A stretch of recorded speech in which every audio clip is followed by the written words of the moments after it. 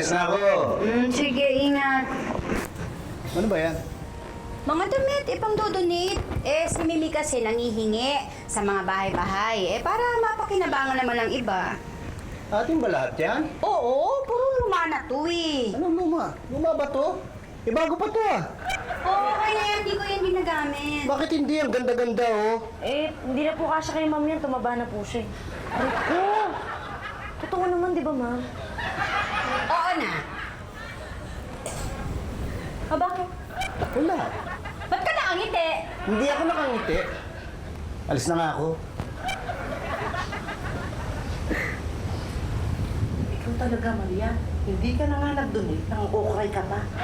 Dodonate naman ako Kaso yung mga gamit ko, puro bago pa. Lulumain ko muna. Ba't hindi yung luma ang i-donate mo?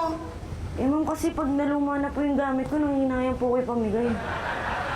Paano yan? Pag naluma yung mga bago mo, manghihinayang ka rin ipamigay. Di wala ka rin palang i-donate.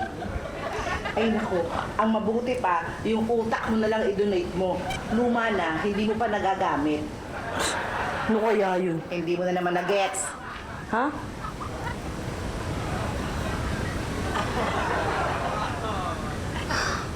Ay, naku. Patol naman tayo ng patol. So, dyan mo mo. Mga go to donate ah. Waiter. Yes, sir. Kunin ko na yung bill. Okay po.